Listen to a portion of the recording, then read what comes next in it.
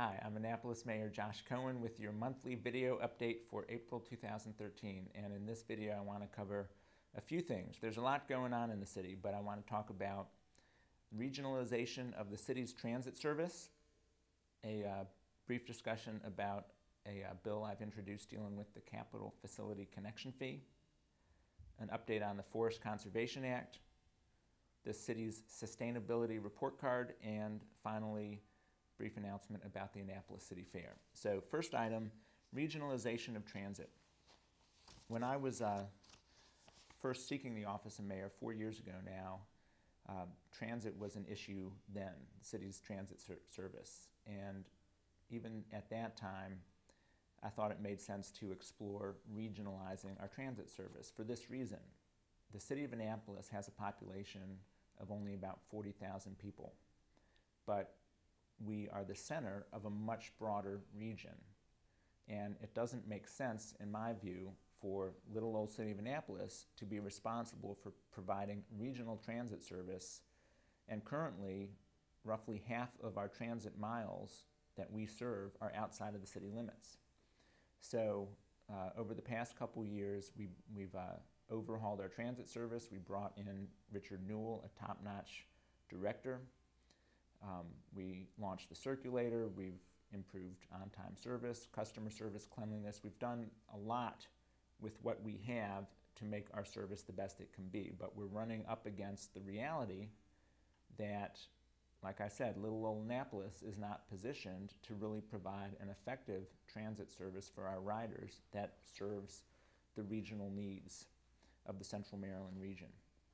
At a recent City Council work session, the City Council heard a presentation from John Powell, who's the Transportation Administrator for Howard County, George Cardwell, who is with Anne Arundel County, as well as our own Director of Planning and Zoning, John Arison, and Director of Transportation, Richard Newell.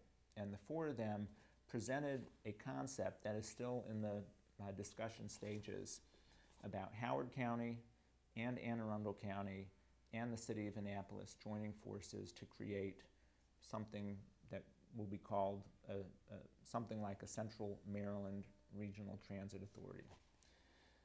I think it is worth exploring. There are two major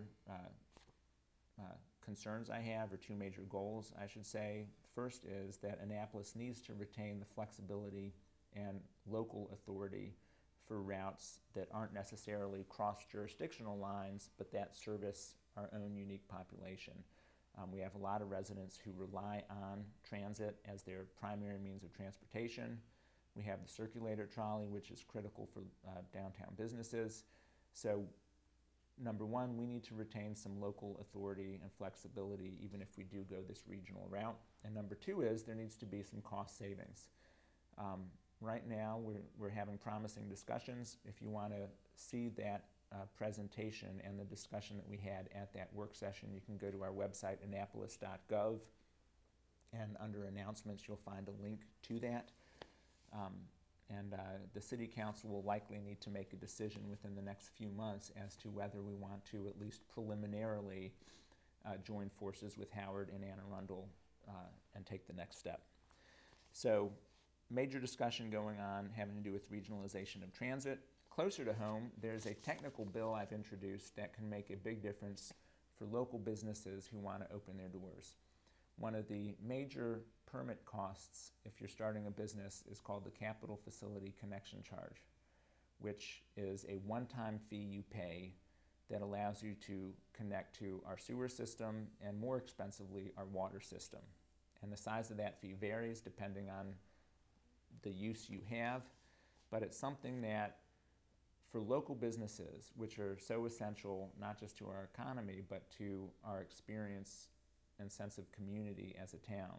For local businesses, a lot of businesses may have a good business plan, good business idea, but they don't necessarily have the capital to absorb the upfront startup costs and weather the first year or two, whereas national chains a lot of times have that capital that they can pay these upfront fees and weather a couple years of losses, whereas local businesses don't necessarily have that same ability. So one of the ideas not to give local businesses an advantage, but just to level the playing field, is to allow local businesses to spread out that capital facility fee over 3 years. The fee can range anywhere from a few $1,000s to $20,000 to $60,000, so it can be a big deal. That ordinance number is Ordinance 16-13. It's been introduced, and right now City Council committees are reviewing it, and it will come back for a vote probably sometime in May. Third item I want to update you about is the Forest Conservation Act.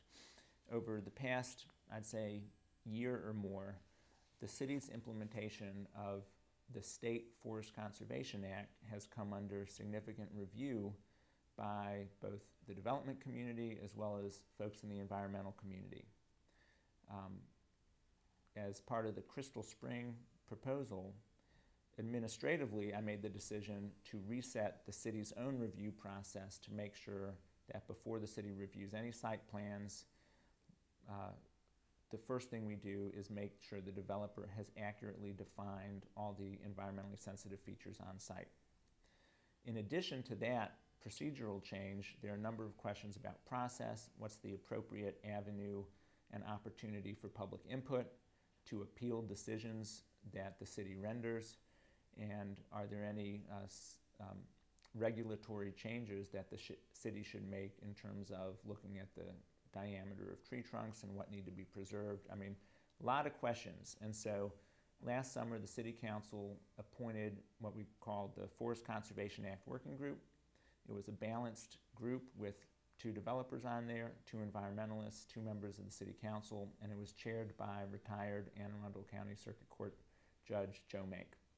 That working group just presented their report to the City Council. The report is online, also on Annapolis.gov if you click on reports. And next month I plan to introduce legislation that will implement the proposed changes recommended by the working group. At that point, it'll go through the legislative process. There'll be additional review and opportunity for public input. But one of the main goals I have is that regardless of where you personally may be on the spectrum from pro-development to pro-environment, the process that the city has in place needs to be clear, needs to be predictable for all parties, and there needs to be clearly defined opportunities for public review and input. And if either a member of the public or the applicant disagrees with the city's decision, there needs to be clearly defined paths to appeal that decision. Next item is a sustainability report card. Back in 2009, when my predecessor Ellen Moyer was mayor, the city adopted a Sustainable Annapolis initiative. And you can read more about it at sustainableannapolis.com. When the city did that in 2009, it established an action plan that laid out targets both for the community at large as well as for the city government to make the city more sustainable and reduce our energy footprint. So the most recent report card was just issued, and I'm pleased to report that the city has achieved savings approximating $500,000.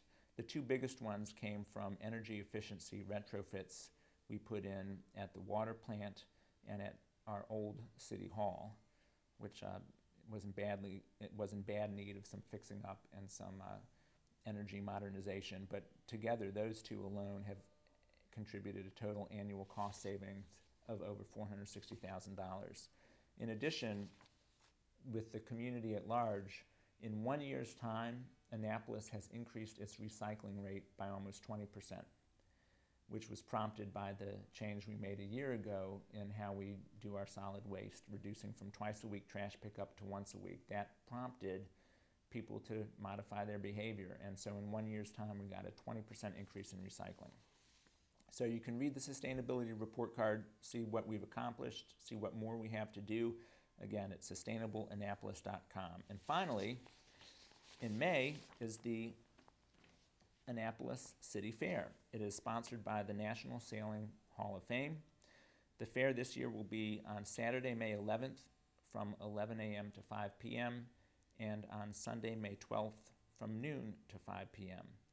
The City Fair is inviting a lot of the organizations in our community who contribute to our civic life, whether it's a cultural organization, a sports organization, a service organization, an educational group, you name it. It's an opportunity for the public free of charge to come down, enjoy pony rides, face painting, kids' activities, but also reconnect with their neighbors and see a lot of the amazing things that Annapolitans are doing. If you're interested in participating, you can call the National Sailing Center and Hall of Fame at 410-295-3022, or you can email info@nshof.org. So that is your update for April. As always, you can reach me in the mayor's office at 410-263-7997. You can email mayor@annapolis.gov, and you can visit my blog, mayorcohen.com, and leave a comment. Thank you for watching.